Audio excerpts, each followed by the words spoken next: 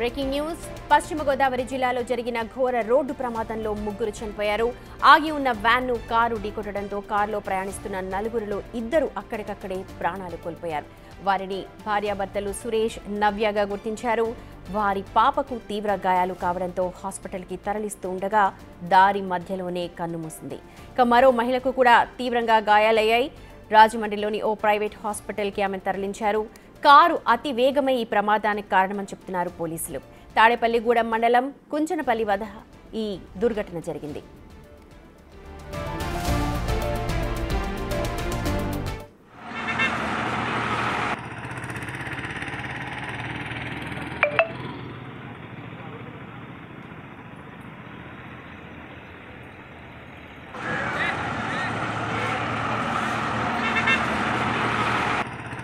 మా ప్రతినిధి సాగర్ ఉన్నారు అప్డేట్స్ అందించడానికి. సాగర్, నిజంగా చాలా దారుణమైన ఘటన.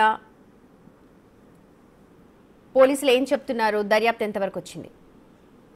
సుమతి, హైదరాబాద్ నుండి ఈ తూర్పుగోదావరి జిల్లా మండపేట వెళ్తున్నారు. కుటుంబం మొత్తం కూడా భార్య, భర్త, వారి చిన్న పాప కూడా అక్కడికక్కడే ప్రమాదంలో చనిపోయారు. మరో మహిళ తీవ్ర గాయాల పాలైంది. ఆమెను రాజమండ్రిలోని ప్రైవేట్ ఆసుపత్రికి తరలించారు. వారు అక్కడ వైద్యులు చికిత్స అందిస్తున్నారు. అయితే హైవేకి సంబంధించి ప్రతి నెలకు ఒకసారి మెయింటెనెన్స్ వర్క్ చేస్తూ ఉంటారు. ఆ మెయింటెనెన్స్ వర్క్ లో భాగంగా సింగిల్ రోడ్ మాత్రం వారికి కేటాయించారు. కొన్ని స్లోగా వెళ్ళాలి, హైవే మీద పనులు జరుగుతున్నాయన్న సూచికలు కూడా వారు పెట్టడం జరిగింది. అయినా కూడా ఆ సూచికలన్నింటినీ కూడా అత్యంత వేగంతో గుద్దుకుంటూ వచ్చి సుమారుగా 100 మీటర్ల దూరం ఆ స్టాప్ బోర్డులు ఏవైతే ఉంటాయో వాటన్నింటినీ కూడా గుర్తుకుంటూ వచ్చి ఆ మెయింటెనెన్స్ వెహికల్ ని వెనుక నుండి అత్యంత వేగంతో గుద్దడంతో అక్కడికక్కడే ఈ భార్యాభర్తలు చనిపోయారు. వారి పాప కొంత కొన ఊపిరితో ఉండటంతో తణుకు ఏరియా ప్రభుత్వ ఆసుపత్రికి తరలించారు. కానీ మార్గమధ్యలోనే పాప కూడా చనిపోయినట్లుగా అయితే వైద్యులు చెప్పారు.